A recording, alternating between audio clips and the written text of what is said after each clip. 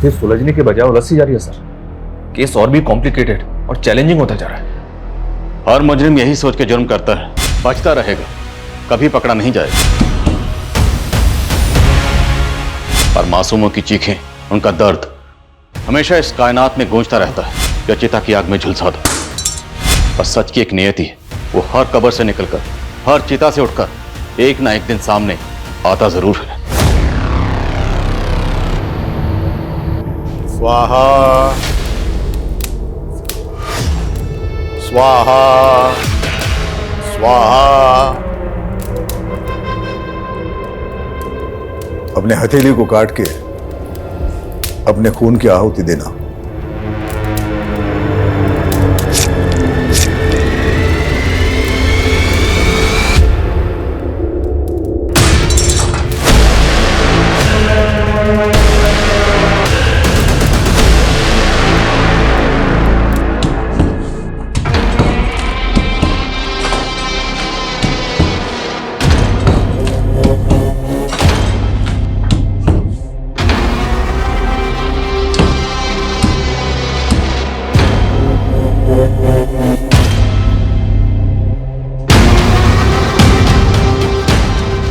अरे ये क्या है? ये तो कंकाल है। वही तो।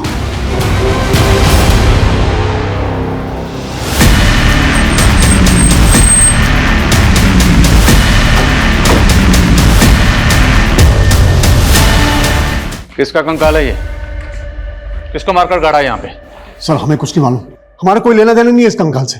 आपके घर की दीवार में कंकाल है और आप कह रहे हैं आपका कोई लेना देना नहीं है। सर हम इस घर में सिर्फ 2.5 साल से ही रह रहे हैं। हमने ये घर बनाया लिया था, क्या पता हमसे पहले रहने वालों ने लाश गाड़ रखी हो यहाँ। हाँ सर, हम तो घर के रेनोवेशन के लिए ये दीवार तोड़ रहे थे। अगर हमने कुछ किया होता तो हम दीवार थोड़ी ना तोड़ते सर। आप दोनों के हाथ में चोट कैसे लगी? अपने हथेली को काट के अपने खून की आहुति देना। ये सब उस गुरुजी की उल्टी सीधी हरकतों की वजह से हुआ है। कौन गुरुजी? नवल किशोर शास्त्री। उनके कहने पर ही हमने ये दीवार तोड़ाई थी। अब कंकाल निकला तो भाग गए वो। शर्मा चल।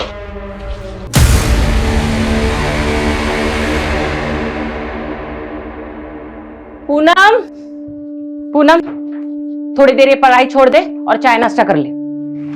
पढ़ाई में ऐसे खो जाती हो ना, तुम्हें खाने पीने का बिल्कुल ध्यान नहीं रहता। लो खाओ। हुआ क्या बताऊं, इस इकोनॉमिक्स ने ना होश उड़ा रखे मेरे। पिछली बार ग्रेड्स कमाए थे ना, तो मैंने ठान लिया था कि इकोनॉमिक्स में तो मुझे टॉप करना है, इसीलिए। तुझ जैसी लगन हो ना, जिंदगी में कोई पीछे रह ही नहीं सकता। लेकिन आज भी तू मुझे बुआ बुआ बोलती है, माँ नहीं बोल सकती। बुआ कैसी बातें कर रही हो, आप तो माँ से बढ़कर हो। चलो ठीक है, अब से मैं आपको माँ ही कहूंगी। अच्छा चल जल्दी से नाश्ता कर ले, मैं बाजार जाके सब्जी लेकर आती हूँ।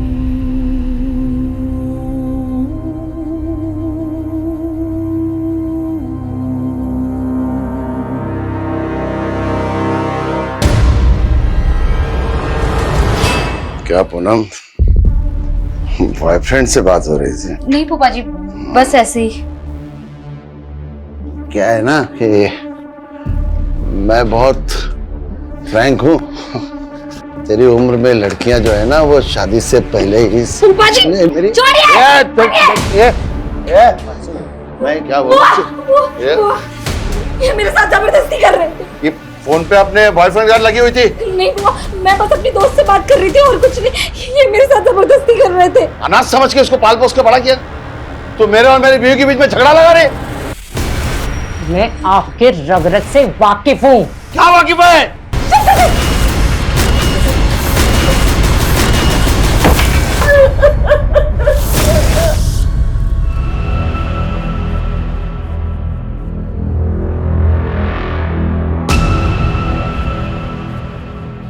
आप लोग इस घर में नहीं रह सकते। मैं घर सील करना होगा जब तक जांच पूरी नहीं होती। मेरा भाई यही नजदीक में रहता है, हम वहां चले जाएंगे।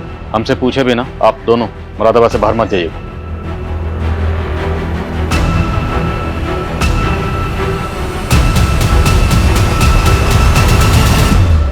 देखिए, मैं एक वास्तु विशेषज्ञ हूं। नीलू के घर की वो दीवार मुझे वास्तु के हिसाब से ठीक नहीं लगी, उचित नहीं थी इसलिए तुड़वा दी। अब उसमें कंकाल निकल आया, उसमें मेरा क्या दोष है? और इस दीवार को तोड़वाने के लिए जो आप लेबर लेकर गए थे, हमने सुना वो सब आपके चेले थे। बिल्कुल, हमारे चेले थे। नीलू और उसका पति भी आपके भक्त हैं, लेकिन अब वो सारा दोष आप ही पे मर रहे हैं। उनका कहना है कि आप पहले से जानते थे कि दीवार में कंकाल है। हम कैसे जान जाएंगे कि उसमें कंकाल था? अगर जानते तो तुड़वाते क्यों? वो तो मुझे दिव्य ज्ञान से आभास हुआ था कि उस दीवार में कुछ अनिष्ट है, और उसी दिव्य ज्ञान से हमें आभास हुआ है कि नीलू के भाई अविनाश की दाढ़ी में तिनका है। आचार्य जी, दाढ़ी को साइड में रखिए, स्पष्ट शब्दों में बताइए क्या कहना चाहते हैं। नीलू का भाई उस दीवार को गिराने का विरोध कर रहा था।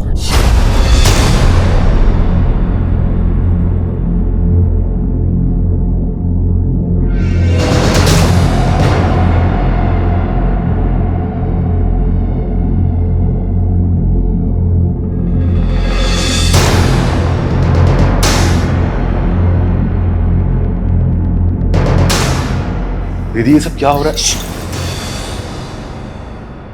दीवार में कुछ गड़बड़ है, कोई बाधा है इसमें। तोड़ दो इस दीवार। अरे बंद करो ये नाटक। ये क्या पागल बना रखा है मेरे दीदी और जीजा जी को? और दीदी, तुम क्यों इस पाखंडी के चक्कर में पड़ी हुई हो? ये तो अपनी दक्षिणा ले जाएगा, और इसके कहने पे तुमने तोड़फोड़ करवा दी ना, तो फालतू के खर्चे में आ जाओगी। ये लो, तुम्हारे भाई को हमारा अपमान करने के लिए बोला यहाँ पर। अरे चुप करिए आप। चुप करो अविनाश। अगर गुरुजी के खिलाफ एक शब्द भी बोला ना तो मुझसे बुरा कोई नहीं होगा। चुप। आपने भी कुछ हम उल्टे सीधे काम नहीं किए। हवन में नीलू और उसके पति को हाथ काटकर खून डालने के लिए कहा। क्या नौटंकी थी वो? नौटंकी नहीं है, पूजा की विधि है। अब बलि तो नहीं चढ़ा सकते, तो सांकेतिक रूप से उस पूजा को संपन्न किया। कोई गुनाह है? और अगर हमें आपके खिलाफ कुछ मिला तो आपके सारे दोष दूर कर दूंगा। हमसे पूछे बिना शहर से बाहर मत जाइए, उचित होगा।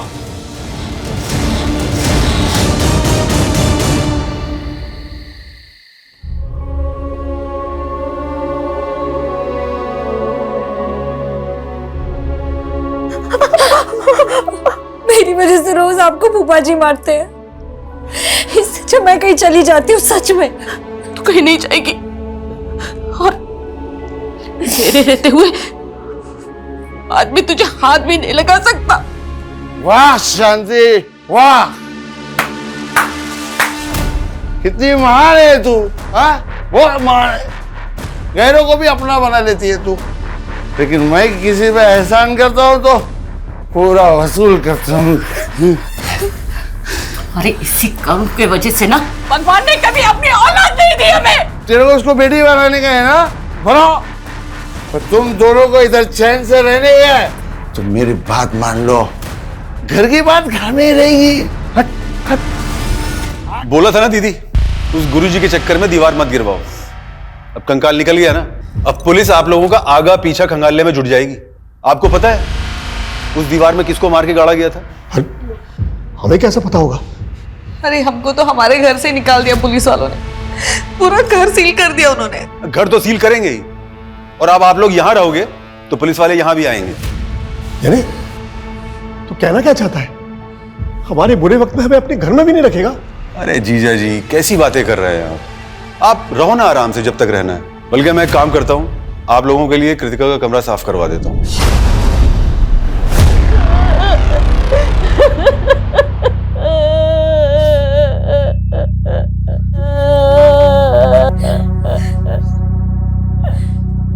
संभालो अपने आप को। लेकिन कल रात को तो तुम्हारे घर से बहुत शोर आ रहा था, और आज अचानक से भाई साहब को हार्ट अटैक आया उनका।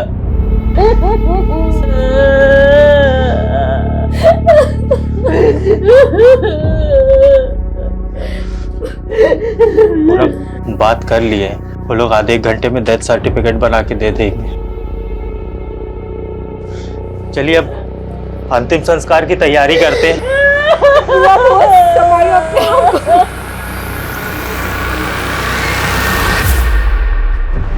डिटेल पोस्टमार्टम रिपोर्ट के हिसाब से जो कंकाल हमें लक्ष्मी सदन में मिला, वो कंकाल किसी लड़की का जिसकी उम्र 20 से 30 साल के बीच में रही होगी। हालांकि मौत कब हुई होगी डॉक्टर इसका सही से पता नहीं लगा पाए, पर उनका अंदाजा है कि मौत 2 से 3 साल पहले हुई होगी। सर मनोज कह रहा था कि वो और उसकी वाइफ लक्ष्मी सदन में कुछ 2.5 साल पहले रहने आए थे, लेकिन अगर उन्होंने ऐसा कुछ किया होता तो वो दीवार तुड़वाते ही क्यों? लेकिन वो बाबा नवल किशोर, उसकी बातें भी कम उल्टी पुल्टी नहीं, किसी को भी क्लीन चिट नहीं दे सकते। और ये भी पता करो कि लक्ष्मी सदन में मनोज और नीलू से पहले कौन रहता था। सर पता चला है कि नीलू के भाई अविनाश की बेटी पिछले 2.5 साल से गायब है। अविनाश की बेटी? ये लड़की अविनाश की सगी बेटी नहीं थी सर। अविनाश और उसकी बीवी ने कृतिका को गोद लिया था। अविनाश की बीवी तो काफी पहले गुजर गई थी, लेकिन 2.5 साल पहले तक कृतिका अविनाश के साथ ही रह रही थी। और सर लक्ष्मी सदन के कुछ नेबर्स के साथ भी बात की मैंने। एक नेबर ने बताया कि नीलू और मनोज 2.5 साल पहले घूमने के लिए आए थे। उस दौरान अविनाश का वहाँ काफी आना जाना था। और सर अविनाश ने अभी तक सबको यही कहा है कि उसकी बेटी कृतिका 2.5 साल पहले किसी लड़के के साथ भाग गई थी। तो क्या ये केस ऑनर किलिंग का केस है? और लक्ष्मी सदन की दीवार में हमें जो कंकाल मिला, क्या वो कंकाल अविनाश की बेटी कृतिका का है? कुछ भी बोले जा रहे हैं आप। अब जबरदस्ती उस कंकाल को कृतिका का बता रहे हैं। आप तो चाहते ही नहीं थे कि दीवार टूटे, क्योंकि दीवार टूटती कंकाल बाहर आता और आपका राज भी। अरे सर मेरी बेटी जिंदा है। कहाँ है कृतिका? यही तो मालूम नहीं है कि वो उसे बहकाकर ले कहां गया है। कौन, किसकी बात कर रहे हैं? समीर यहीं पास के इलाके में अपनी चाची के साथ रहता था। वही मेरी बेटी को बहका रहा था।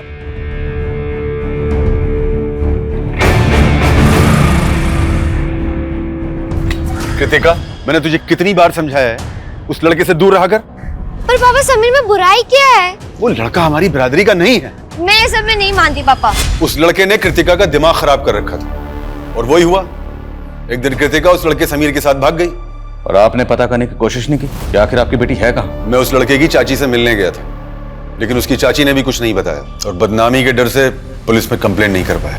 पुलिस कंप्लेंट इसलिए नहीं की क्योंकि आप कान करके बैठे हुए। उस लड़के के बारे में बताइए जो कृतिका को लेकर भागा। अब हम पता करेंगे कि कृतिका कहाँ है। आंटी जी, जो लिखा होता है उसे टाला तो नहीं जा सकता। आप लोगों को किसी भी तरह की कोई भी परेशानी हो, कुछ भी जरूरत हो, हमसे बोलिएगा, हम हैं अभी।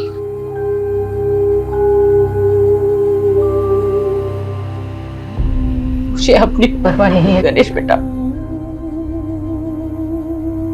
मुझे तो बस पूनम की चिंता हो रही है।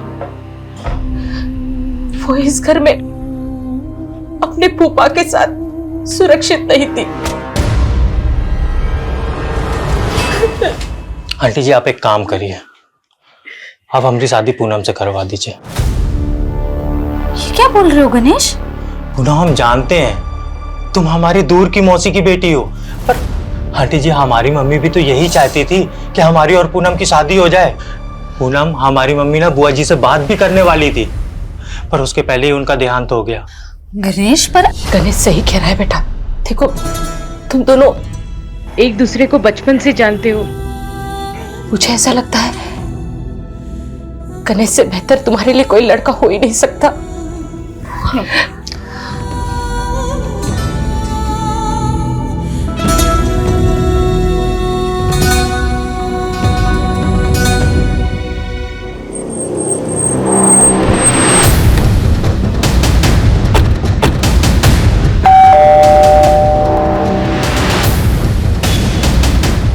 समीर यहीं रहता है?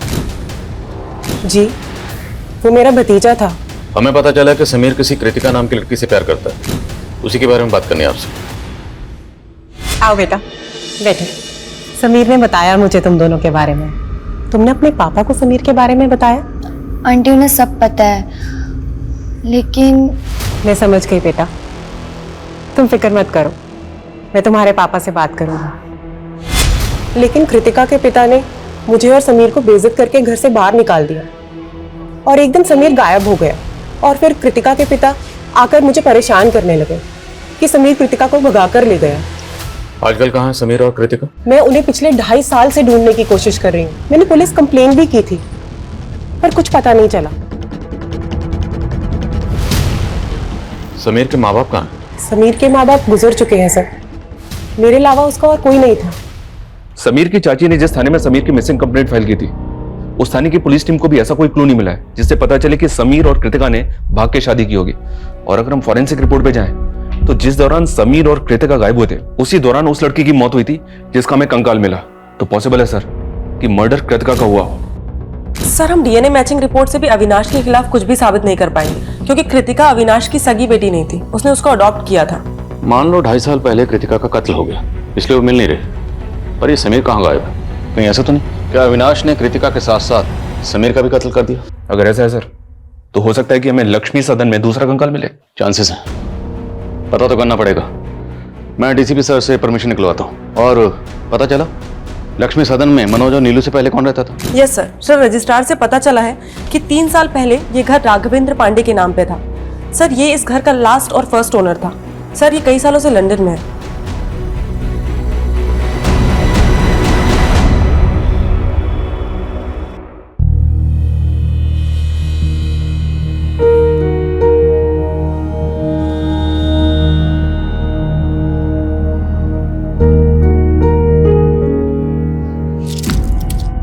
तुमने शराब पी रखी है? अरे वो हमारे दोस्तों ने थोड़ा लिटिल पिला दिया। तुमने मुझे पहले क्यों नहीं बताया कि तुम शराब पीते हो? अरे इसमें बताना क्या है, जमाना पीता है भाई। जमाना पीता हो चलेगा, लेकिन मुझे बिल्कुल पसंद नहीं है। तुम्हें मालूम है ना, इसी की वजह से फूफा जी ने मेरे साथ। अरे तो हमने तुमको बचा लिया ना तुम्हारे फूफा जी से। चलो अब हमारा मूड मत ऑफ करो, आज हमारी फर्स्ट नाइट है भाई। क्यों गणेश?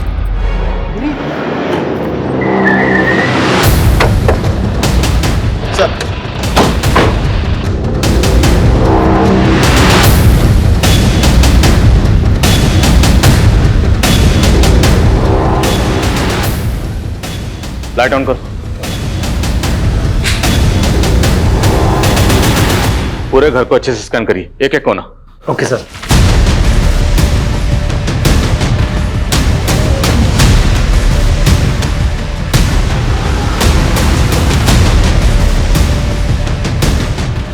सर, कुछ नेबर्स ने बताया 2.5 साल पहले इस घर में एक मेड काम करती थी, जो अचानक से गायब हो गई।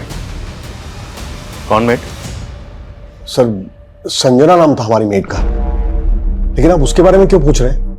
हमें पता चला है कि आप उसके साथ कुछ अच्छा बर्ताव नहीं करते थे। मेरी जिंदगी नर्क बना दी तुमने। अब और नहीं, मैं सब कुछ खत्म कर दूंगी यार। तकरीबन 2.5 साल पहले उसने मोहल्ले में तमाशा किया था।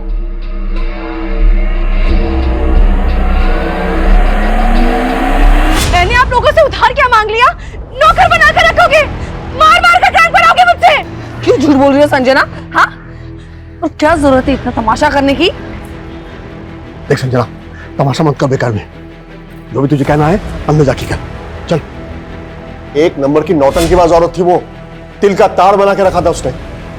इसलिए आपने कंकाल बना दिया उसे? ये कैसी बातें कर रहे हैं आप सर? हमें पता चला कि उसके बाद से ही वो गायब है। लेकिन सर, उसके बाद तो वो अचानक काम छोड़ के अपने गांव चली गई थी। तब तो गांव में मिलनी चाहिए। एड्रेस बोलिए गांव का। सर, एड्रेस तो नहीं है हमारे पास। जिस एजेंसी के जरिए उसको काम पर रखा था, उस एजेंसी का एड्रेस तो होगा? नहीं सर, किसी एजेंसी के थ्रू हमने काम पर नहीं रखा था उसे। वो खुद ही घर आई थी काम मांगने के लिए। कहती थी मंजुलापुरा में कहीं रहती है, लेकिन वहाँ एग्जैक्टली कहाँ ये हमें नहीं मालूम सर। ठीक, फोन नंबर बोलिए उसका। सर, उसके पास फोन नहीं था।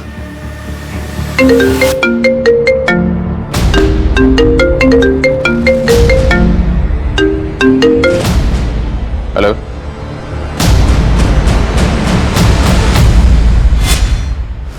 मेरी जिंदगी नर्क बना दी तुमने। अब और नहीं, मैं सब कुछ खत्म कर दूंगी यार। संजना, क्या कर रही है तू ये?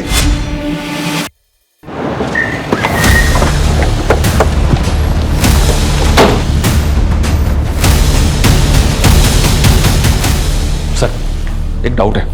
ये देखिए, फर्श की ये टाइल्स एक ही कलर और डिजाइन की है, और ये टाइल्स बाकी टाइल्स के मुकाबले ज्यादा नई लग रही हैं।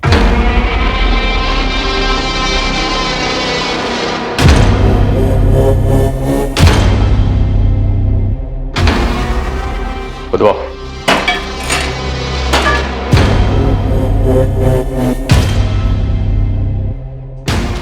एक मिनट, विशाल, मिट्टी हटाओ।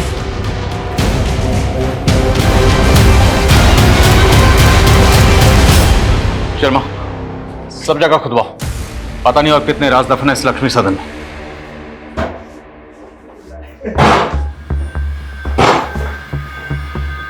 हमारी पत्नी। अरे घूर क्या रही हो, है? उनसे शादी करके भी ना हमको जबरदस्ती करनी पड़ती है। ये हमको वो सुकून देगी जो तुम हमको जिंदगी में कभी नहीं दे सकती। मैंने कभी सोचा भी नहीं था गणेश कि तुम ऐसे निकलोगे। अरे हम ऐसे ही हैं। आओ डार्लिंग, बैठो। अब तुम देखो और चलो, है? पैर ऊपर कर लो, आराम से।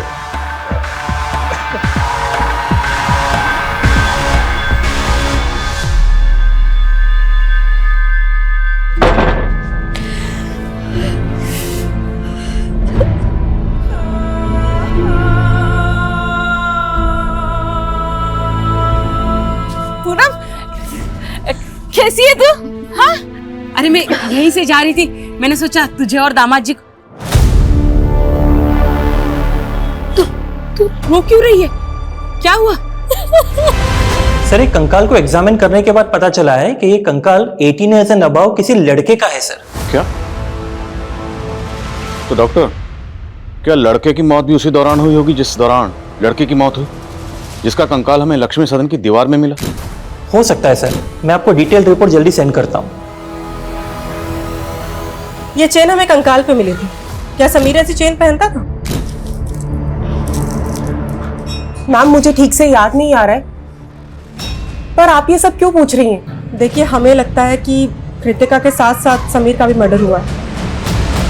पहले आप उस पर कृतिका के मर्डर का इल्जाम लगा रहे थे, अब दूसरा कंकाल मिल गया तो समीर कर रहे हैं। क्या सबूत है कि दोनों कंकाल समीर और कृतिका के हैं? अबे सबूत तो इस बात के भी नहीं मिले कि समीर और कृतिका जिंदा हैं। सर, मैं कह रहा हूं कि मैंने उन्हें नहीं मारा है। आप मेरा यकीन क्यों नहीं करते? हम यकीन नहीं करते, तोड़ाई करते हैं जब तक मुजरिम सच नहीं बोलता। अभी तक आपकी मेट संजना का कुछ पता नहीं चला, हम उसे ढूंढ ही रहे हैं, और अब लक्ष्मी सदन में दूसरा कंकाल मिला। अब ये तो कहना मत कि आप लोग इस बारे में कुछ जानते ही नहीं। सर, हम सचमुच कुछ नहीं जानते। आप बेकार में हमें और अविनाश को परेशान कर रहे हैं सर। एक मिनट सर, आपने किचन में खुदाई की थी ना, और कंकाल भी आपको वही मिला ना? जी सर, अब तो मुझे पूरा यकीन है सर कि ये काम जरूर उन लोगों का है जो हमसे पहले वहां रहते थे, क्योंकि जब हम वो घर देखने गए थे तब हमने भी देखा था कि किचन की टाइल्स अलग अलग है, और हमने इसके बारे में एजेंट को भी बोला था। कौन एजेंट? शेखर यादव सर। राघवेंद्र पांडे ने उसी एजेंट को घर की चाबी दे रखी थी। ये देखिए सर,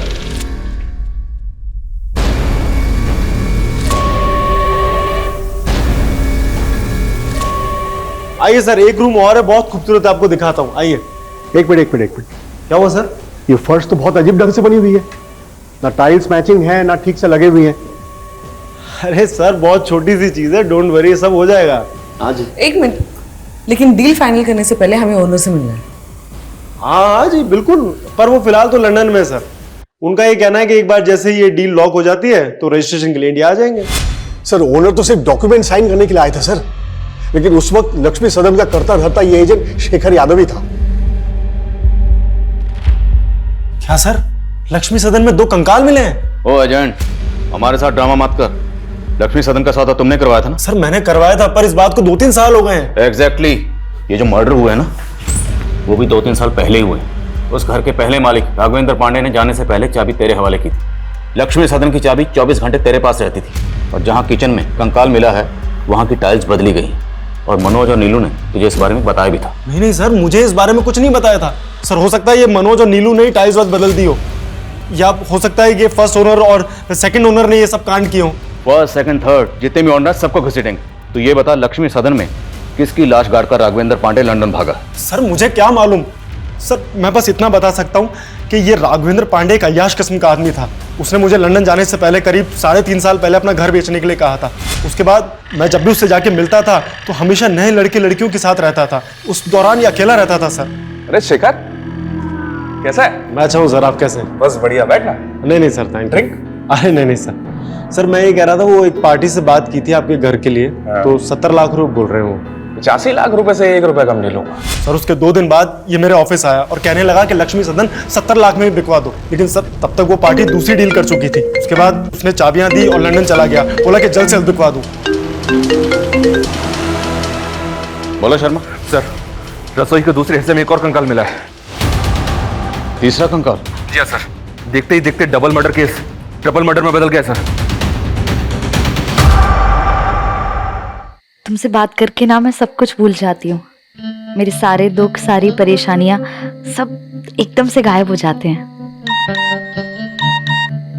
हम तुम्हारा हर दुख अपना बना लेंगे, बस एक बार हाँ कह दो। मुझे लगता है कि मैं तुमसे प्यार करने लगी हूँ। रिपोर्ट से साफ है कि पहला कंकाल 20 से 30 साल की लड़की का है, दूसरा 20 से 30 साल के लड़के का, और तीसरा 3 से 5 साल के बच्चे का। और इनके अलावा अभी तक और कोई कंकाल हमें नहीं मिला सर। अभी तक हमें ऐसा लग रहा था कि समीर और कृतिका का मर्डर हुआ होगा, लेकिन बच्चे का कंकाल मिलने के बाद ऐसा लग रहा है जैसे किसी कबल के साथ साथ उनके बच्चे का भी मर्डर हुआ होगा।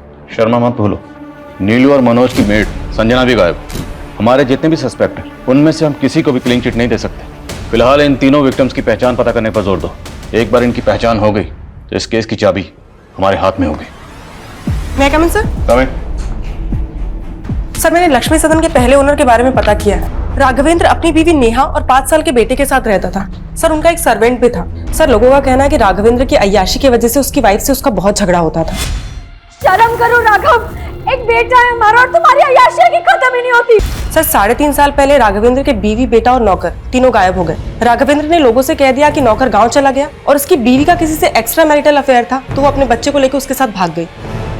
तो क्या ये तीनों कंकाल राघवेंद्र की बीवी, बच्चे और उसके नौकर के भी हो सकते हैं?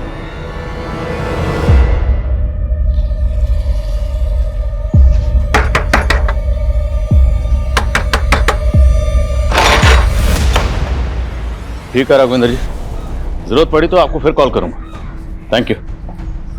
इस राघवेंद्र को इंडिया बुलाना आसान नहीं होगा। कोर्ट से इसके प्रत्यर्पण की अर्जी हासिल करने के लिए हमें कोर्ट में अपनी दलीलें मजबूत करनी होगी। इस एजेंट शेखर को बुला, क्योंकि राघवेंद्र के लंदन जाने के बाद शेखर ने ही लक्ष्मी सदन में रेनोवेशन का काम करवाया था। सर मैंने सिर्फ कॉन्ट्रैक्ट दिया था रेनोवेशन का, मैं तो उस वक्त वहां रहता भी नहीं था। सर मुझे लगता है कि ये रेनोवेशन करने वालों ने ये कांड किया है। रेनोवेशन का कॉन्ट्रैक्ट किसे दिया था? सर माला शर्मा। सर हमने एकदम बेस्ट क्वालिटी का मटेरियल यूज किया है, ऐसे कैसे डैमेज हो गया? चिल्लाओ मत, हमने पूरी कमिटमेंट के साथ हमारा काम किया है। अब मेरी पेमेंट में से 1% भी काटा ना तो 100% वसूलूंगी, समझे? You don't know who I am.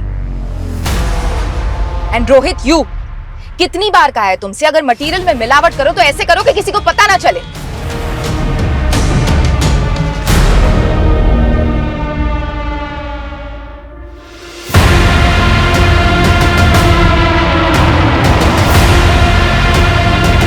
मानती हूँ लक्ष्मी सदन के रेनोवेशन का कॉन्ट्रैक्ट मैंने लिया था, लेकिन किसी मर्डर से मेरा कोई लेना देना नहीं है। तो इतना तो मानती है ना कि लक्ष्मी सदन में आपने रेनोवेशन किया था? किचन की टाइल्स, दीवारों का टेक्सचर, ये सब आपने वहां पर चेंज किया। किचन और दीवार में कंकाल कहां से आए? मैंने कोई तोड़फोड़ नहीं करवाई थी सर, बस वास्तु के हिसाब से थोड़ा बहुत ऑल्टरेशन करवाया था। लेकिन बाबा नवल किशोर जो खुद वास्तु एक्सपर्ट है, उनका कहना है कि उस घर में वास्तु दोष था। नवल किशोर बाबा? आप जानती हैं उसे? जी, उनसे मैं वास्तु की टिप्स लेती हूँ और लक्ष्मी सदन के लिए भी उन्होंने सजेशंस दिए थे। रेनोवेशन के दौरान वहां कौन कौन आता था? मेरे वर्कर्स, मिस्त्री, कारपेंटर, पेंटर, उनके ठेकेदार के पास वहाँ की चाबी रहती थी। और बाबा नवल किशोर भी वहाँ विश्वकर्मा पूजा और यज्ञ के लिए आ रहे थे। देखिए, मेरा किसी भी हत्या से कोई लेना देना नहीं है। जैसे माला मेरी भक्त है, वैसे नीलू भी मेरी भक्त है। ये तो सारा होनी का खेल है। आचार्य जी, ज्ञान बांटना बंद करिए। अगर हमें बाद में पता चला ना कि आपने कुछ भी छुपाया था या झूठ बोला था, तो इतना याद रखना, यहां पर हम इस डंडे से ज्ञान बांटते हैं। सुनिए, ये पुलिस वाले हमारी मेड संजना का भी पता लगा लेंगे, ये तो मैंने सोचा ही नहीं था। अच्छा, तो ये तुम दोनों का कांड था। अपनी मेड को मार के घर में गाड़ दिया और पुलिस मेरे पीछे पड़ी हुई है। तो तू कौन सा कम है? 2.5 साल पहले हम जब 2 महीने के लिए घूमने गए थे, तभी तेरी बेटी और उसका वो लफंगा दोस्त, क्या नाम है उसका, दोनों गायब हो गए थे ना। तूने ही दोनों को मार के गाड़ दिया होगा। एक तो मैंने तुम दोनों को घर में रहने की जगह दी और मुझ पे ही चढ़ रहे हो। चलो देख लो दीदी, चलो चलो। मैंने बहुत बड़ी गलती की। अविनाश, तुम्हें अपने घर में रहने नहीं चाहिए। अविनाश, जाओ यहाँ से। जिस वक्त लक्ष्मी सदन में रेनोवेशन का काम चल रहा था, उस वक्त बाबा नवल किशोर के अलावा माला के 3 ठेकेदारों के पास भी लक्ष्मी सदन की चाबी रहती थी। मिस्त्री राज, कारपेंटर योगेश और पेंटर मुन्ना, तीनों को हाजिर करो। सर।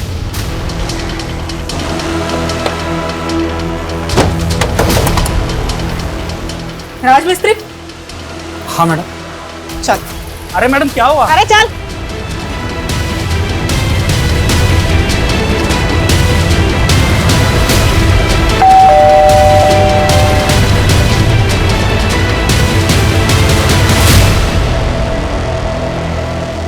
कृतिका, पापा, हमें हमारे दोस्त से पता चला है कि आपको पुलिस बहुत परेशान कर रही है। भले ही हमने आपकी मर्जी के खिलाफ शादी की थी, लेकिन मैं भूल नहीं सकती कि मुझ जैसे अनाथ को आपने पाल पोस के बड़ा किया है। इसीलिए हमने फैसला किया है कि हम पुलिस की गलतफहमी दूर करेंगे। उन कंकालों के बारे में मैं कुछ नहीं जानता।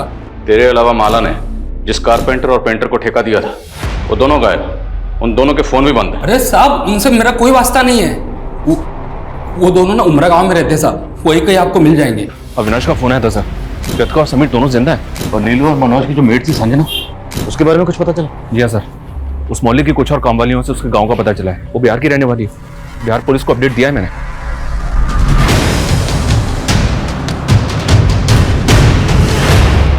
सर, मुझे पता चला कि आप लोगों ने मुझे इंडिया बुलाने के लिए कोर्ट से एक्सट्रेडिशन रिक्वेस्ट फाइल की है, और मैं नहीं चाहता कि इस वजह से मेरी यूके सिटीजनशिप में कोई खतरा पैदा हो।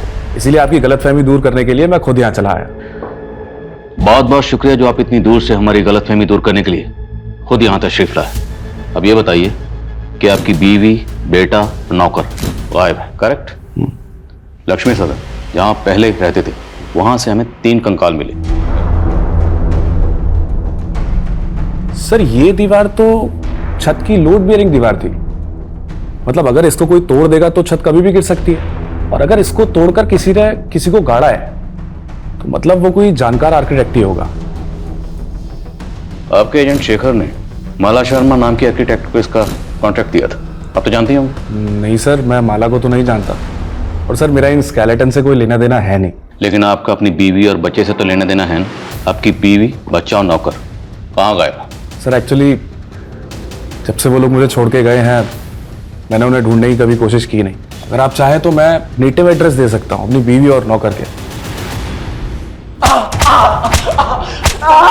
हमने कुछ नहीं किया साहब, हमने कुछ नहीं किया साहब। हम तो मामूली से पेंटर और कारपेंटर हैं। तो गायब क्यों हुए थे? साहब, हमें काम नहीं मिला, इसलिए हम गांव चले गए थे।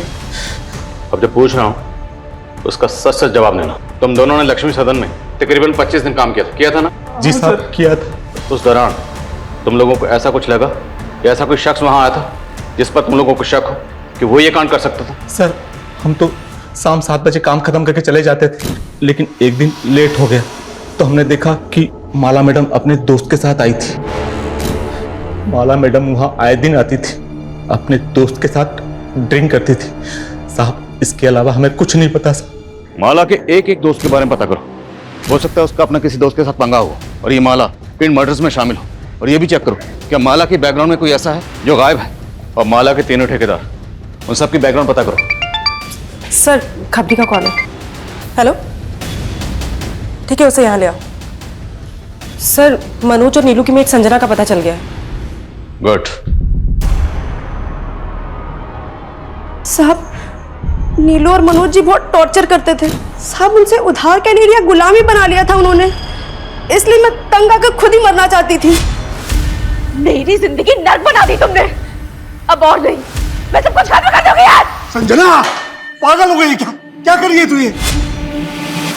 अगर वो लोग मारपीट करते थे तो पुलिस के पास क्यों नहीं है? साहब, हम गरीब लोग अगर पुलिस के चक्कर में पड़ेंगे तो हमें कहीं भी काम नहीं मिलेगा। संजना, कृतिका और समीर का तो पता चल गया है, लेकिन राघवेंद्र की बीवी, बच्चे और नौकर का अभी तक पता नहीं चला सर। लेकिन सर, हमें ये जो तीनों स्केलेटन मिले हैं, इनका एज ग्रुप भी इससे मैच करता है। सर, हो सकता है राघवेंद्र हमें बेवकूफ बना रहा हो। हेलो सर, वो राज की इंफॉर्मेशन मिली है। राज की इंफॉर्मेशन? स्पीकर। हाँ बोल। 1.5 साल पहले बरेली की पुलिस ने उसे किसी केस में उठाया था। क्या केस था वो? सर, वो तो मालूम नहीं, लेकिन पास की बस्ती में एक विधवा औरत रहती है अपने 2 बच्चों के साथ। वहाँ भी उसका आना जाना था सर। शर्मा, पता करो बरेली के कौन से थाने की पुलिस राज को उठाकर ले गई। राज को हाजिर करो।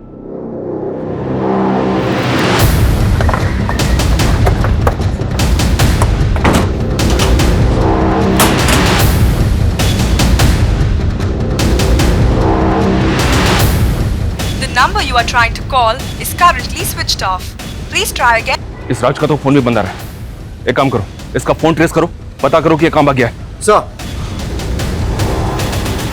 वो विधवा औरत कौन है जिसके पास राज का आना जाना था? सर, ये पास की बस्ती में रहती है। सर, मैं नहीं जानती राशिद कहाँ है। और उसका नाम तो राज है ना? सर, उसका असली नाम राशिद है, लेकिन सब उसको राजा बोलते हैं। आपका राशिद से क्या रिश्ता था? मैं एक विधवा औरत हूँ, 2 बच्चों की माँ हूँ। कुछ पैसों से मेरी मदद कर देता था और मुझे लगा था कि वो मुझसे शादी करेगा, पर सर उसने तो किसी और से शादी कर लिया। किससे शादी कर? सर, कोई थी बदचलन औरत। सर, राशिद से शादी करके उसी के भाई से चक्कर चला के भाग गई। जी, 1.5 साल पहले एक सुसाइड केस के बारे में पूछताछ करने के लिए हमने राज को तलब किया था। किसके सुसाइड केस के बारे में? उस वक्त हमें एक मर्डर केस लग रहा था। शांति नाम की एक औरत अपने घर में लटकी मिली थी, लेकिन बाद में पता चला कि पूनम ने गणेश नाम के किसी आदमी से शादी की थी। सर पूनम तो हमको 8 साल पहले ही छोड़ के चली गई थी। हमने सुना तो उसको मारता पीटता था। एक बार तूने शांति को भी मारने की कोशिश की थी। नहीं सर, उस दिन हम पूनम के घर पूनम को वापस लेने के लिए गए थे, पर उसकी बुआ ने हमको बताया ही नहीं कि उनने पूनम को कहाँ भेज दिया है। जब हमने पूनम का सोशल मीडिया खंगाला तो पता चला कि वो वहां पर राज से टच में थी। जब हमने राज से पूछताछ की तो उसने बताया कि उसकी और पूनम की शादी हुई थी, लेकिन पूनम राज के भाई शाहिद के साथ भाग गई थी। उसी वक्त इस केस की पोस्टमार्टम रिपोर्ट आ गई, जिससे कंफर्म हो गया कि ये एक सुसाइड ही था, तो हमने केस बंद कर दिया। तो आपको राज के भाई शाहिद और पूनम के बारे में कुछ पता नहीं चला? वो कहाँ? जी नहीं, लेकिन हमें ये जरूर पता चला कि राज और पूनम का 3-4 साल का एक बेटा था और पूनम उसे भी अपने साथ ले गई थी। मुझे लगता है ये राज ही है जो तीनों कंकालों का रहस्य जानता है।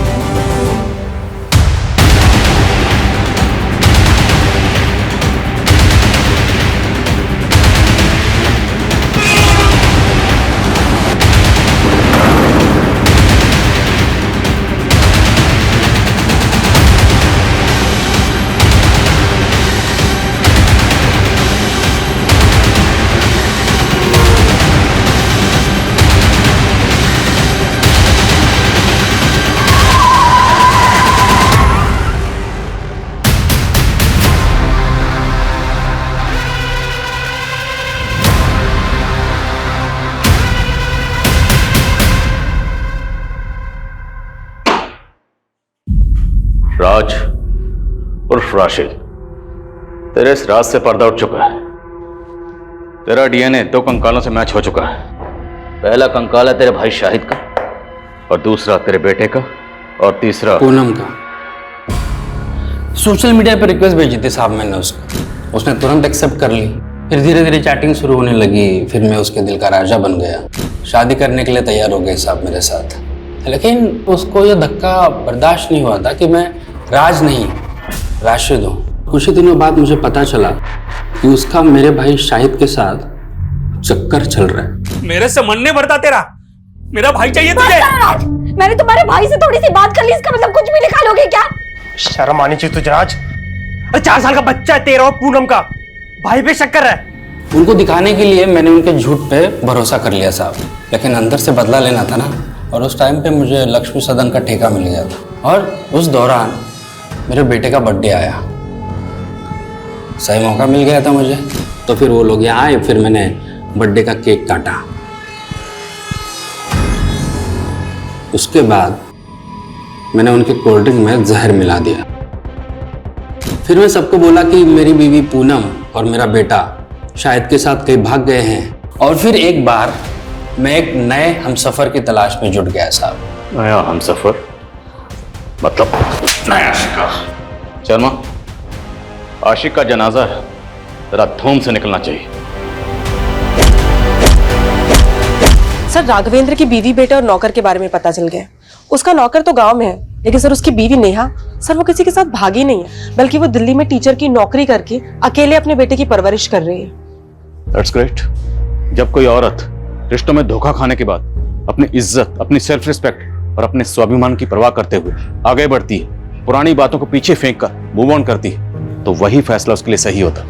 पूनम राशिद को सोशल मीडिया पर मिली, पर राशिद की सच्चाई जाने बिना उसने आंख बंद करके राशिद पे यकीन किया और उसके फरेब का शिकार हो गई।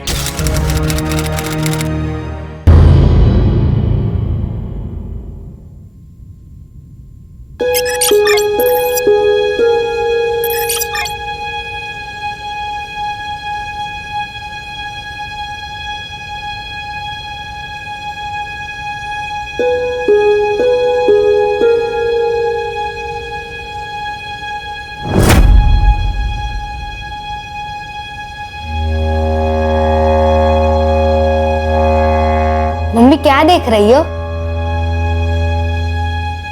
संजू, ये ले, तेरे फेवरेट कटलेट बनाया मैंने। Thank you aunty. आंटी आपको पता है मैं ना अभी बहुत बड़े स्कूल में जाने वाला हूँ।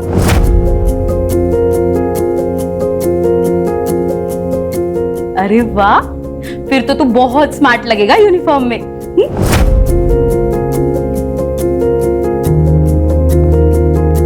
ये ले, जा खा ले।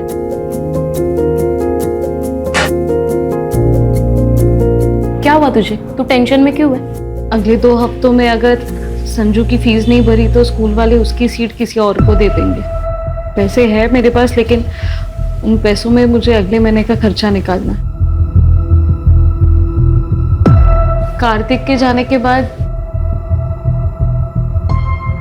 सब बहुत डिफिकल्ट हो गया और मुझे जॉब भी तो नहीं मिल रही। अरे मैं एक बहुत अच्छी प्लेसमेंट कंपनी को जानती हूँ, आइडियल प्लेसमेंट नाम है उसका। मेरे भाई को भी उनके ही थ्रू अच्छी जॉब लगी है। तू वहां पे क्यों ट्राई नहीं करती? मेरे पेरेंट्स कभी नहीं मानेंगे गुड्डू हमारी शादी के लिए। पर क्यों नहीं मानेंगे? मैं अच्छा कमा लेता हूँ, पक्की जॉब है मेरी। लेकिन तुम हमारी तरह अपर कास्ट के नहीं हो ना। यार ये क्या पिछले जमाने की बातें लेके बैठी हो? 21वीं सदी में जीते हम लोग। तुम्हारे पापा से मैं बात करूंगा।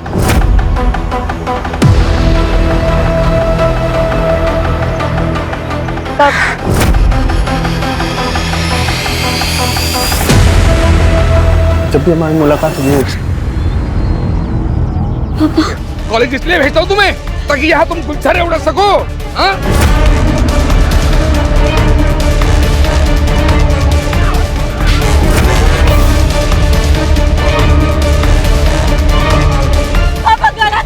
ऐसा कुछ नहीं है। मेरी लड़ाती है मुझसे। अंकल मैं रितिका को बहुत पसंद करता हूँ, मैं उसको बहुत खुश रखूंगा। उस किसी से भी शादी करने लायक नहीं रखूंगा तुम्हें। डाल घर चल। पापा आप ऐसा मत करिए। I love him। प्यार करना। वो शांत रह, सब ठीक होगा, शांत रह।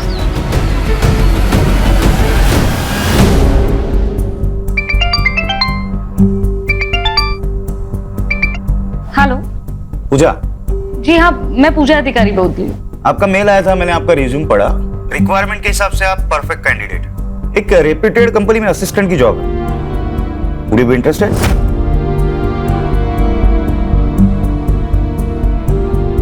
Sure sir. कल आ जाइए, कुछ पेपर वर्क कर लेते हैं, then you can join. Okay sir, I will be there. See you.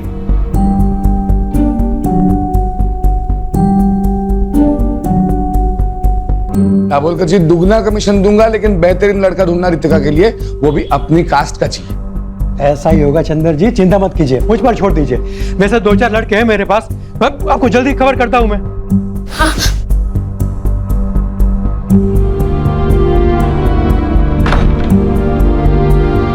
आप कुछ बताते क्यों नहीं? मम्मी प्लीज आप ही कुछ करो ना, आप ही कर सकते हो। आप मुझे खुश देखना चाहते हो ना, तो प्लीज पापा को समझाओ ना, प्लीज मम्मी प्लीज। इस मामले में मैं कुछ नहीं कर सकती बेटा।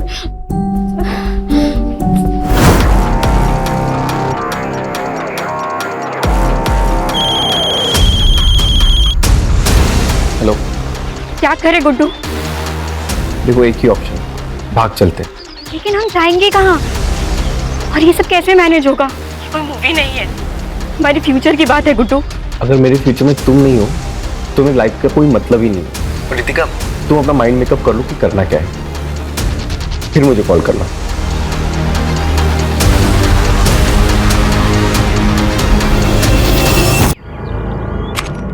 Excuse me sir, may I come in? Come in, Pooja. Yes sir. बैठो। Thank you sir. वो जॉब मुझे मिल जाएगी ना, या कोई इंटरव्यू देना पड़ेगा? आप बता दीजिए, मैं प्रिपरेशंस कर लूंगी। उसकी कोई जरूरत नहीं, आप बस इस पे साइन कर दीजिए। पर कंपनी को आपका क्वालिफिकेशन से कोई प्रॉब्लम नहीं है। हाँ, शुरुआत में 20,000 देंगे, आपके परफॉर्मेंस पे 25,000 भी हो सकता है, और तुम कल से ही ज्वाइन कर सकती हो। मुझे मंजूर है सर।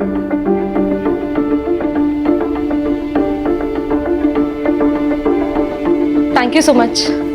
अरे थैंक यू की क्या बात है, ये तो मेरा काम है।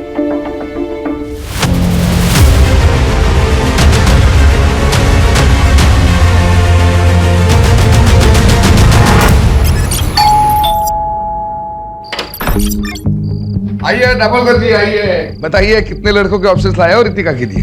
एक भी नहीं। चंदर जी, इस शहर में कोई भी अच्छे अमीर परिवार के लोग अपने बेटे का रिश्ता आपकी बेटी से करना नहीं चाहता। लेकिन क्यों क्यों क्या हुआ?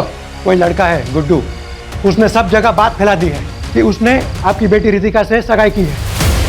और तो और उसने अपनी और रितिका की फोटो, जिसमें दोनों बेहद करीब दिखते हैं, ऐसी फोटो इंटरनेट पे डाल दी है सब जगह। देखिए, ये देखिए। चंदर जी, आजकल इंटरनेट की नजर से कुछ नहीं छिपता। हर कोई रिश्ता जोड़ने से पहले सोशल मीडिया में प्रोफाइल चेक करता है। ऐसे रिश्ते के चक्कर में मैंने अपना नाम खराब कर लिया। अब आज के बाद मुझे फोन मत कीजिएगा। Sorry sorry sorry. ये सब किया जरा उसको सूख है। अरे पूजा, आजा आजा। संजू, संजू देखो कौन आया है। हाय। अरे मम्मी, आप आ गई। आज पता है, हमारे पीटी की क्लास में ना हमने रेस लगाई और मैं सेकंड आया। अरे वाह, वेरी गुड। बाकी बातें घर जाके करते, ओके? और ये लो तुम्हारी फेवरेट चॉकलेट। मैं अंदर से बैग लेकर आता हूँ। पता है, संजू नए स्कूल में बहुत खुश है। पता है, दिन भर वो स्कूल की बातें करता रहता है। वैसे तुम्हारे चेहरे पे भी बहुत चमक है। क्या बात है, नई जॉब सूट कर गई ना तुम्हें? हाँ, अब लगता है सब कुछ ठीक हो जाएगा। ये सब तुम्हारे वजह से हुआ है उठने। तुम अगर मुझे उस प्लेसमेंट एजेंसी के बारे में नहीं बताती तो मेरे पास आज ये जॉब नहीं होती। और तुम संजू का कितना अच्छा ख्याल भी रखती हो। Thank you so much. अरे तू भी ना, क्या यार। चले तो बाय बोलो। Bye bye. चल दो ना बेटा, कुछ तो खाओ। नहीं अंकल, खाया मैंने, थैंक यू। अरे नहीं प्लीज। खाया मैंने अंकल, थैंक यू। लेकिन सच कहता हूँ, तुमसे अच्छा लड़का रितिका को मिल ही नहीं सकता। हाँ वाकई, हमारी रितिका बहुत किस्मत वाली है कि लड़का सामने से रिश्ता लेकर आया है।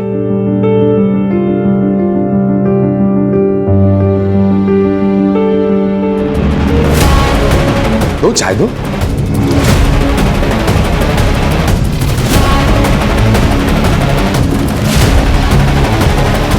बैठो। अंकल जी, क्या मैं इनसे अकेले में बात कर सकता हूँ? अरे क्यों नहीं, प्लीज जाओ बेटा।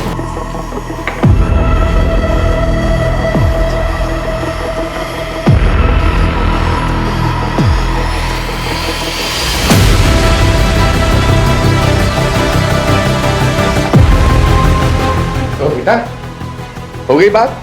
मुझे शादी के बारे में सोचने के लिए थोड़ा समय चाहिए। अरे बेटा, लेकिन मैं आपको कॉल करूंगा। चलता हूँ।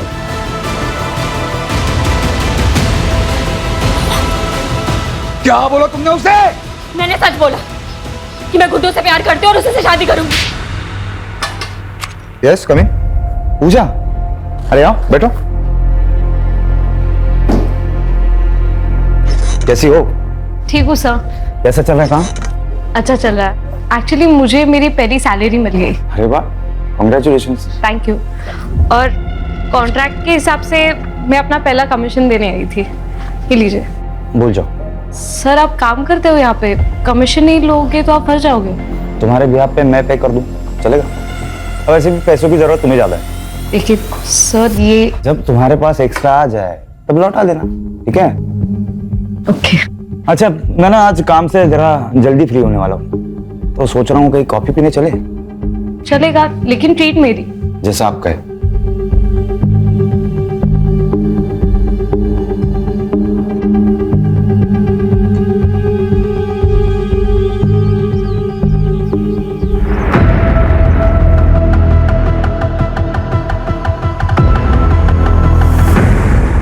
और बताओ, स्कूल में क्या मस्ती की आपने? आज मैंने मस्ती नहीं की। तो अब गुड बॉय बन के बैठे थे? हाँ। Very good. हाय संजू, काफी सुना है तुम्हारे बारे में। ये अंकल कौन है? आपके मामा का फ्रेंड। क्या आप मेरे फ्रेंड बनोगे? हाँ। तुम्हारे लिए कुछ लाए हो, चलो। Thank you. Most welcome. Mummy मैं खेलने जाऊँ? लेकिन घर के नजदीक ही खेलना, हम अंदर है। Okay bye bye. संजीव आओ अंदर।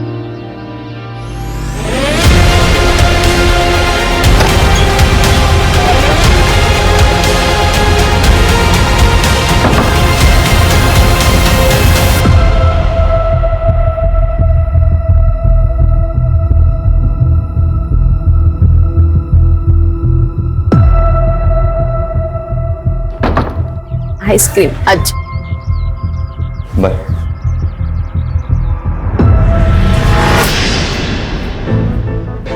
दीपक नाम है इसका, इंदौर में रहता है, घर का बहुत अच्छा है। लेकिन 38 साल का है ये। तो क्या हुआ, कुंवारा है।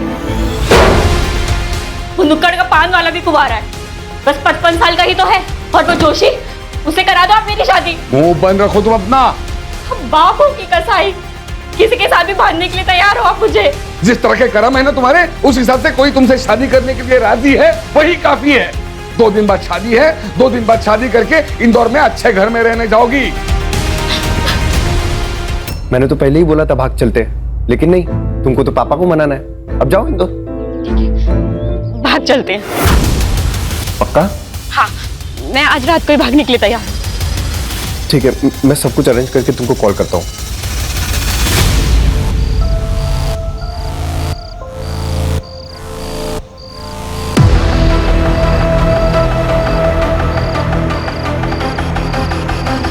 सर यहाँ पे सर।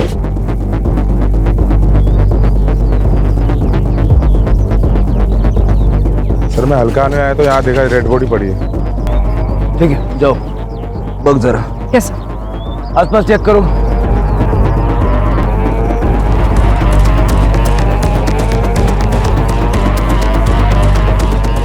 सर, बॉडी की कंडीशन देख के लगता है मर्डर 2 दिन पहले हुआ है। रेप या मोलेस्टेशन के कोई साइन नहीं है। आइडेंटिफिकेशन के लिए कुछ मिला? नहीं सर, बस इतना बता सकते हैं कि उम्र 20 से 30 साल के बीच में है, और बाकी चेहरे को तो बुरी तरह से कुचला गया है। सर आसपास भी कुछ नहीं मिला, लेकिन हम ढूंढ रहे हैं। बॉडी को पोस्टमार्टम के लिए भेज दो, और आसपास के पुलिस स्टेशन में मिसिंग कंप्लेंट चेक करो।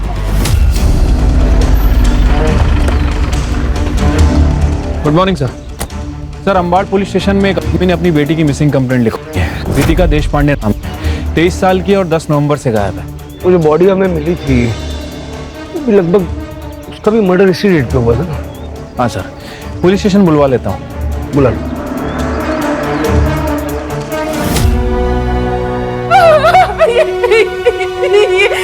तो रितिका का है।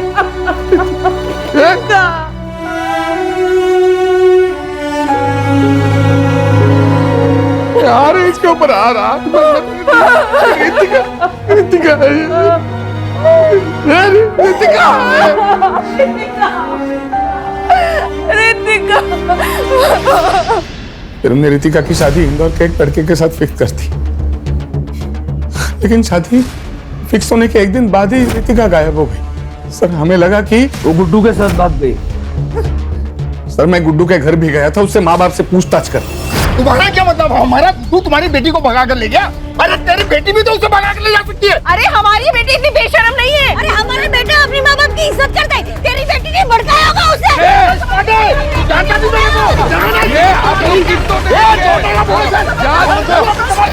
क्या तमाशा लगा के रखा है? अरे साहब अच्छा हुआ आप आगे। मुझे इनके खिलाफ और इनके बेटे गुड्डू के खिलाफ कंप्लेंट लिखवानी है। इनका बेटा गुड्डू मेरी बेटी रितिका को लेकर भाग गया है। सर हमें भी ये देशपांडे फैमिली के खिलाफ कंप्लेंट करानी है। इसकी बेटी रितिका ने हमारा गुड्डू। सर आप सुनिए तो सही। आप दोनों के बच्चे वाले गए, ऐसे में किसी का भी केस नहीं बनता, समझे? एक काम करो, दोनों के फोटो और डिटेल्स भेज दो हमें। सर, जहाँ पे लड़के की लाश मिली थी वहाँ से आधा किलोमीटर दूर ये चाकू मिला है और ये मोबाइल भी है। रितिका का फोन। आपको लॉक पता है?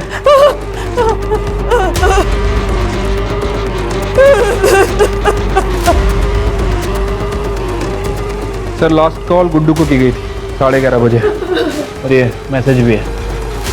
ये मैसेज पढ़ के तो ऐसा लग रहा है कि आपकी बेटी अपनी मर्जी से गुड्डू के साथ गई थी। सर पूजा अधिकारी नाम है, उम्र 28 साल है, मिसिंग है सर। आपकी क्या लगती है? सर मेरी पड़ोसी है, वो विधवा है, उसका 6 साल का बेटा है सर, और उसके आगे पीछे कोई नहीं है सर, इसलिए मैं कंप्लेंट लिखवाने आई हूँ। ये पूजा करती क्या है? और आखिरी बार आपसे कब मिली? 4 दिन पहले, और उसने मुझे बताया था कि मैं संजीव के साथ 2 दिन के लिए बाहर जा रही हूँ। तुम संजू का ध्यान रख लोगी ना? हाँ, लेकिन तूने संजू से बात तो की है ना शादी के बारे में? हाँ, वो एक्चुअली मुझे अपने पेरेंट्स से मिलवाने के लिए नागपुर लेके जा रहा है और मैं संजू को साथ नहीं ले जा सकती। तू उसकी चिंता मत कर, मैं हूं ना, मैं संभाल लूंगी संजू को। सर कल से मैं उसका फोन लगा रही हूँ, उसका फोन नॉट रीचेबल आ रहा है, इसलिए मैंने संजीव को भी कॉल किया, उसका भी फोन नॉट रीचेबल है। सर मुझे बहुत चिंता हो रही है। सर ऐसा तो नहीं है ना कि उन दोनों के साथ कुछ हो गया हो? ये संजू के पेरेंट्स नागपुर में कहाँ रहते हैं? पता नहीं सर मुझे। उन दोनों की कोई फोटो है आपके पास? पूजा की फोटो है सर मेरे पास। दीजिए। ये पूजा और संजीव दोनों के फोन नंबर भी दीजिए मुझे। सर ये किसकी फोटो है? अरे बॉडी मिली थी। सर एक बार दिखा सकते हैं? इसकी शिनाख्त हो गई है मैडम। सर प्लीज एक बार दिखा दीजिए प्लीज। ठीक है देखिए।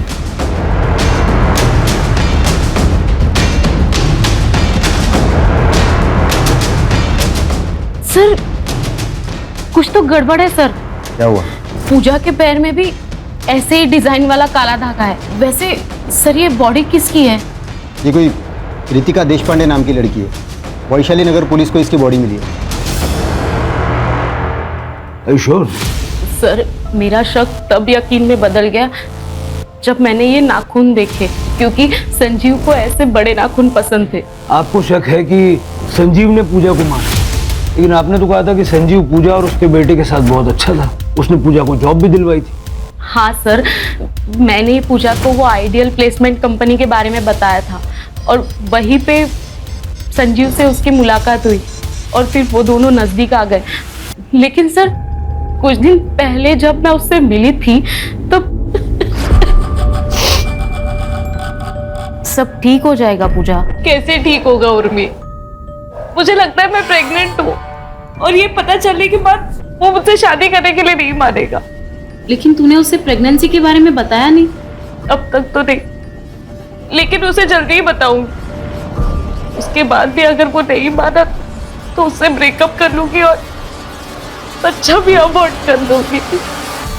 उसके एक दिन बाद पूजा ने मुझे बताया कि संजीव मान गया है, वो उसके साथ नागपुर जा रही है संजीव के माता पिता से मिलने। पर सर मुझे पक्का यकीन है पूजा के साथ जो भी कुछ हुआ है ना, इसमें संजीव का ही हाथ है। सर लेकिन इनके हिसाब से बॉडी पे जो कपड़े मिले। हाँ सर, पूजा जब घर से निकली थी तब उसने कुर्ता और लेगिंग्स पहनी थी, जीन्स टी शर्ट नहीं। और फोटो में वो स्टोल भी है। सर ये कपड़ों के अलावा बॉडी हाइट और धागे से लगता है मुझे कि वो पूजा ही है। सर क्या बताऊंगी संजू को कि उसकी माँ कहाँ है? हम सब कुछ फिर से एक नए सिरे से चेक करेंगे। आप चिंता मत कीजिए, आप घर जाइए। सर एक बात समझ नहीं आ रही, अगर ये लड़की पूजा है फिर इसके ऊपर रितिका के कपड़े क्या कर रहे थे? क्योंकि रितिका के पेरेंट्स ने उसकी पहचान उसके कपड़े, स्टोल, गोल्ड चेन इन सब चीज़ों से की थी। कहीं ऐसा तो नहीं कि इन दोनों लड़कियों में कोई कनेक्शन है? रितिका के माँ बाप से दोबारा बात करनी पड़ेगी।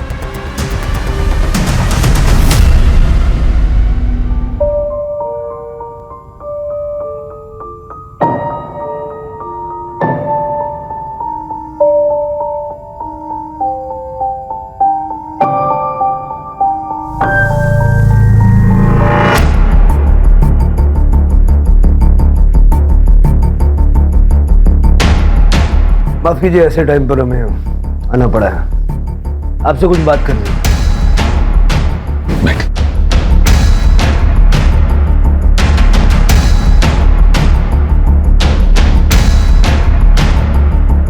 क्या आप श्योर हैं कि जिसका आपने दाह संस्कार किया वो रितिका ही थी? साहब ये फोटोग्राफ्स उस वक्त की हैं जब हमें बॉडी मिली। नहीं, रितिका को तो बड़े बड़े नाखून रखना कभी पसंद ही नहीं था। पैरों में तो वो काला धागा कभी नहीं पहनती थी। देखिए, शायद एक बहुत बड़ा कंफ्यूजन है। जिसका आपने दाह संस्कार किया वो किसी पूजा नाम की लड़की की थी। रितिका किसी पूजा को जानती थी? नहीं, रितिका किसी पूजा को नहीं जानती थी। आपके कहने का मतलब है कि रितिका सच्चा है? देखिए, अभी ऐसा कुछ कह नहीं सकते, लेकिन ये पता करने के लिए हमें आप दोनों का डीएनए सैंपल भी चाहिए होगा। कदम, पूजा के बेटे संजू का डीएनए सैंपल लो और लैब भिजवाओ। ठीक है?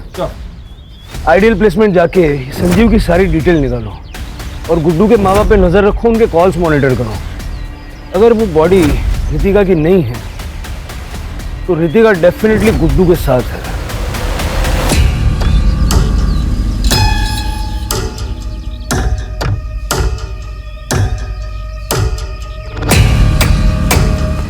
तू तो हर समय घूंघट में ही रहती है। तुम्हारी तो सास उसे भी तुम्हारे साथ में नहीं है। वो क्या है ना, नई नई शादी हुई है तो मेरी सास ने कहा है जब तक पहला बच्चा ना हो तब तक मुझे घूंघट में ही रहना पड़ेगा। तो तैयारी में लगी हो ना?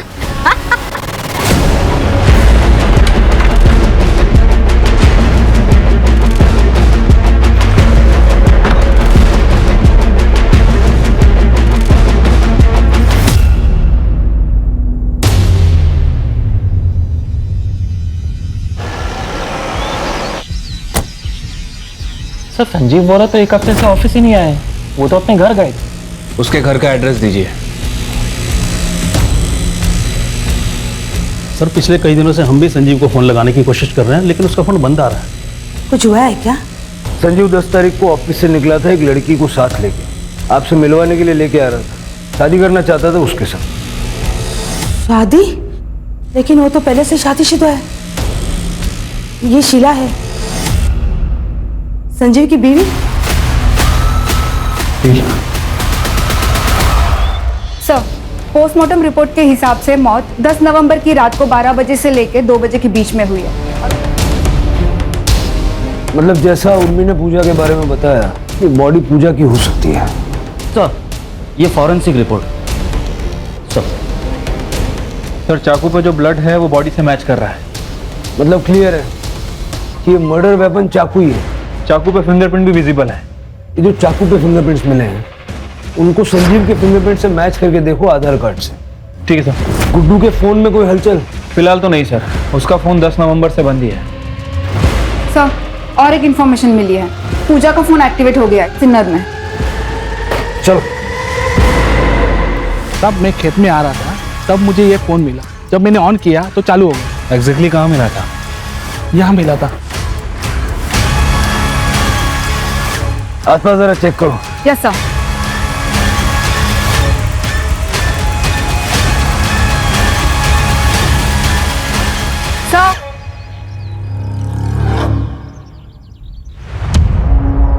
सर बैग में कपड़े हैं, जलाए गए हैं। एक बार उर्मी को दिखा दो। Yes sir. सर उर्मी ने कंफर्म कर दिया है कि वो चूड़ीदार सूट पूजा का ही है। इनफैक्ट उसके पास एक पिक्चर भी है जिसमें कुछ महीने पहले पूजा ने वो ड्रेस संजू के बर्थडे में पहनी थी। अब ये देखिए सर। सर, पूजा की डेड बॉडी की डीएनए रिपोर्ट आ गई है। रिपोर्ट के हिसाब से उसका डीएनए ना तो चंदर से मैच कर रहा है और ना ही रमा से, लेकिन संजू से 50% मैच कर रहा है सर। मतलब ये कंफर्म हो गया वो लास्ट पूजा की थी। बेचारा संजू। मैं अभी उर्मी को इन्फॉर्म कर देती हूँ सर। संजीव को जल्द से जल्द ढूंढो, वही बता सकता है कि पूजा के साथ हुआ क्या था। Right sir.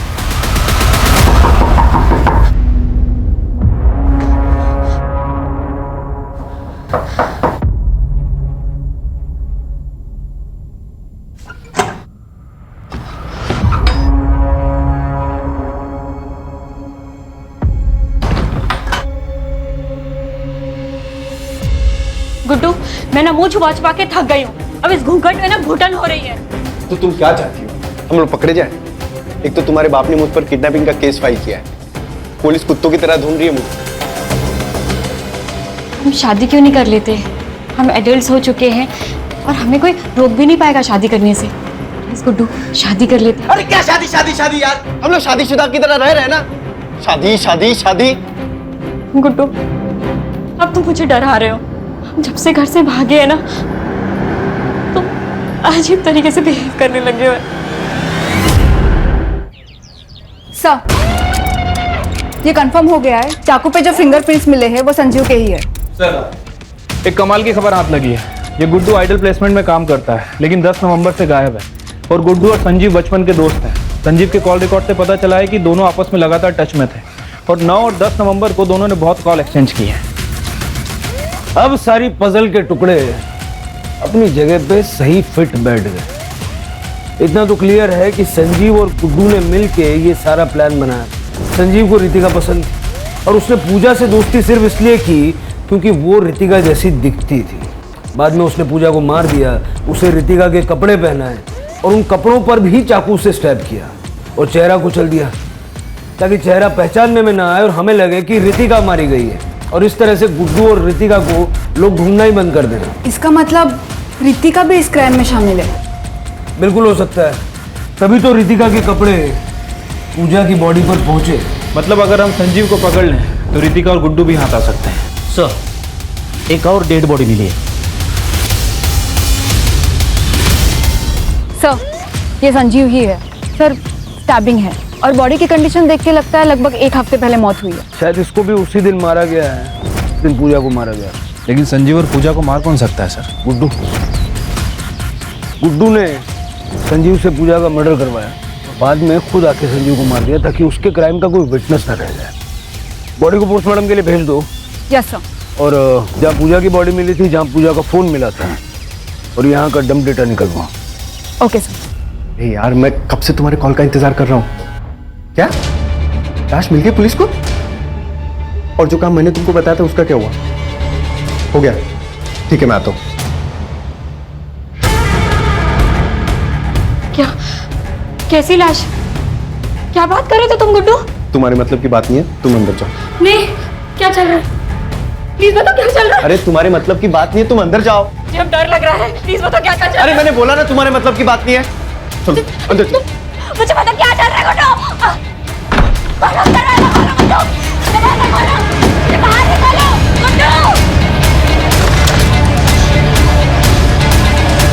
भैया सुनो ना, एक मिनट जरा। भैया, क्या मैं आपका फोन यूज कर सकती हूँ? बस एक मिनट बात करनी।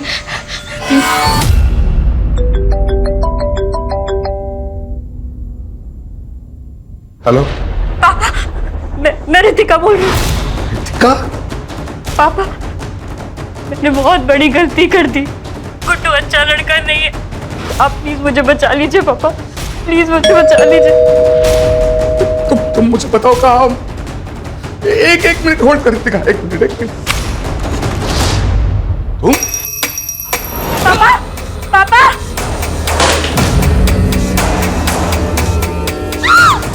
मम्मी, पापा, क्यों नहीं आ रही है? मम्मी, क्या हुआ?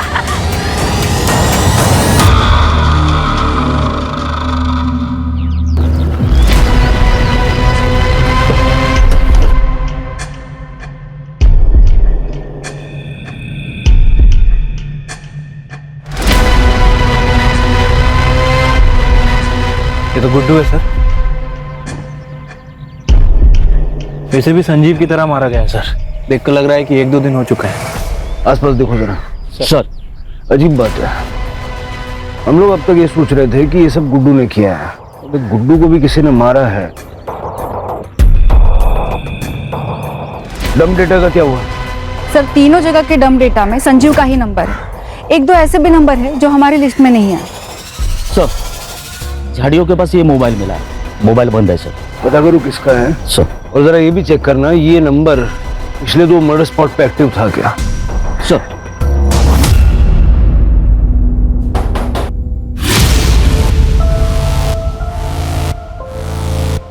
जी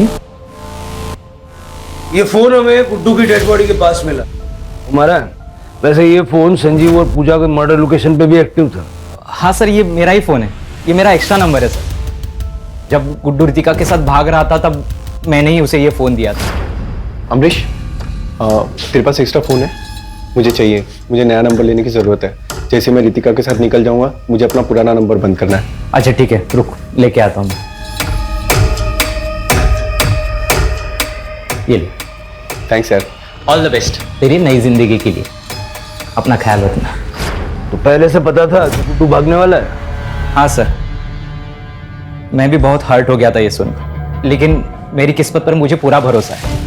अगर रितिका मेरी किस्मत में लिखी होगी ना तो मुझे जरूर मिलेगी, इसलिए मैंने उसकी हेल्प की। लेकिन अब गुड्डू तो मर चुका है और रितिका का कुछ पता नहीं। तुम्हें अंदाजा है रितिका कहाँ होगी? सर आप क्या बात कर रहे हो सर? गुड्डू का सर उसने तो मुझे कहा था कि वो मेरे साथ टच में रहेगा। सिर्फ उसने 1-2 बार ही कॉल किया था मुझे, वो भी कल, क्योंकि उसे पैसों की जरूरत थी। उसने कहा कि वो शहर में आएगा और मुझे कॉल करेगा, लेकिन उसका कॉल नहीं, कुछ नहीं। फिर मैंने कॉल ट्राई किया था, उसका नंबर नॉट रीचेबल था। मुझे लगा कि उसने पैसों का जुगाड़ कर दिया रहेगा। सर गुड्डू का मर्डर हुआ, इसका मतलब रितिका की जान को खतरा है सर। सर प्लीज कुछ कीजिए सर, प्लीज।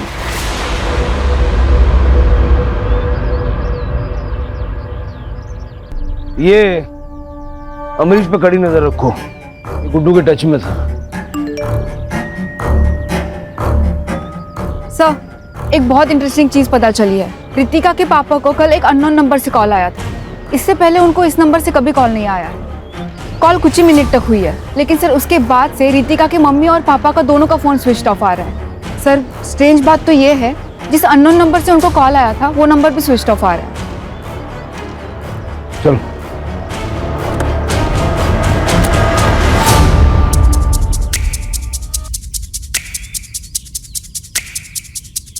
सर लगता है घर पर कल से ही लॉक है। पड़ोस में रहने वाले आंटी ने बताया कि वो कल 6 बजे के आसपास रमा से मिलने आई थी, लेकिन तभी भी घर पर ताला ही था। लेकिन सर उनके पास ये स्पेयर की थी। खोलो खोलो। Yes sir.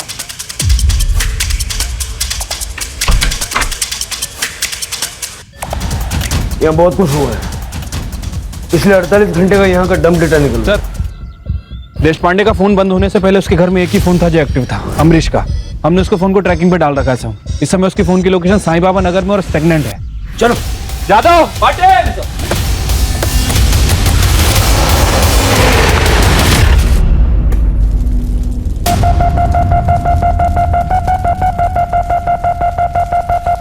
अंकल जी मुझे पता है कि आप मेरी शादी रितिका से करवाना चाहते हो, इसलिए मैंने मेरे रास्ते के सारे कांटों को हटा दिया है।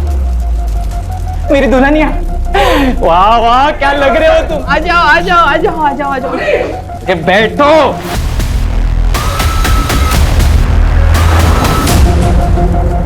अमरीश मुझे कन्यादान तो करने दो। अच्छा अब तुम्हें कन्यादान करना है, फिर तुम बोलोगे तुम्हारे हाथ खोल दूं ना? ऐसे ही चाहते हो ना तुम लोग? फिर तुम मुझे कंट्रोल करोगे। कंट्रोल करने के बहाने तुम यहाँ से मुझे मारना चाहती हो तुम? बस बहुत हो गया तेरा। तुझ जैसा आदमी से मैं शादी भी ना करूं। अगर तुम मेरी नहीं हो सकती ना रितिका, मैं तुझे किसी की भी होने नहीं दूंगा।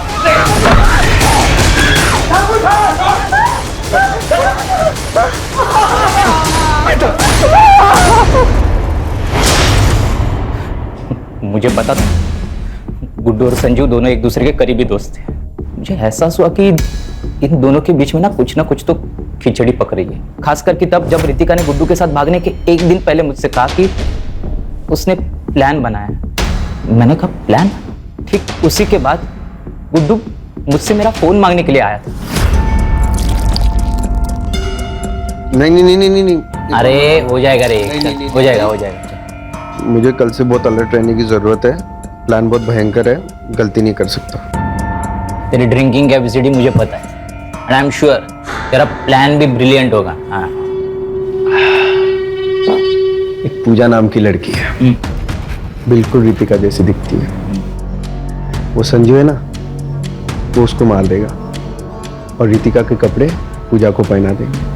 और मैं इधर ये रितिका को कुछ ऐसे कपड़े पहना दूंगा कि कोई उसको पहचान नहीं पाएगा। और संजू उसका पूरा चेहरा खराब कर देगा, कोई उसको पहचान ही नहीं पाएगा। फिर संजू उसका चेहरा इतना खराब कर देगा कि कोई उसकी पहचान नहीं कर पाएगा।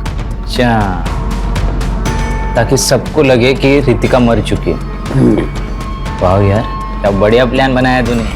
अब जैसे ये खबर आएगी बाहर कि रितिका मर गई तो उसको कौन मिलेगा, फिर हम लोग चैन से रहेंगे। चीयर्स। मुझे तो सारा प्लान मालूम था, मेरे लिए सारी चीजें आसान थी। मैं वही गया जहां पूजा संजू से मिलने वाली थी।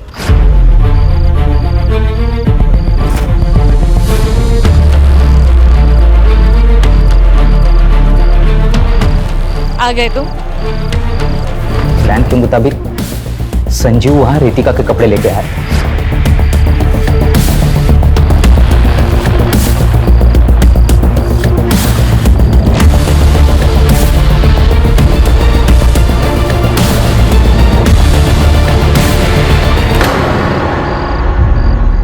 तो एक दी मैंने गुड्डू को एक सुझाव दिया था। मैंने उससे कहा कि जब तक ये सारा मामला ठीक नहीं हो जाता ना, तब तक तुम मेरे अंकल के खाली घर में रह सकते हो। मैंने उनका साथ और उन्हें पैसे देने का वादा किया था और गुड्डू ने इसके बारे में रितिका को कुछ भी नहीं बताया। कल ही उसने मुझसे पैसे मांगे क्योंकि उसे पैसे की ज़रूरत थी। मैंने उसे 25,000 रुपये देने का वादा किया था और वो मेरे दिए हुए फ़ोन से वो मेरे कांटेक्ट में था और उसे वही बुलाया जहां मैंने पहले मर्डर्स किए थे। और जैसी उम्मीद थी वो वहां आया भी। सर, ये सब मैंने रितिका को पाने के लिए किया था, लेकिन मुझे पता था कि वो मेरे साथ शादी नहीं करेगी। इसके लिए मैंने उसके माँ बाप को ही किडनैप कर लिया। फिर मैंने उनको, मेरा एक दोस्त का खाली घर है जो कि साई बाबा नगर में, मैंने उनको वही रखा। जब मैं रितिका को लेने गया तो मैंने उसको झूठ बताया। मैंने उससे कहा कि उसके मम्मी डैडी उसके साथ बात करना चाहते हैं क्योंकि गुड्डू उन्हें परेशान कर रहा है। हाँ। और फिर एक बार जब वो वहां पहुंच गई तो तूने रितिका को शादी के लिए फोर्स किया। संजू, पूजा और गुड्डू के मर्डर, देशपांडे फैमिली का अपहरण और रितिका के अटेम्प्टेड मर्डर के लिए उसको अंदर डालो ताकि ये जिंदगी भर जेल से बाहर ना आ सके।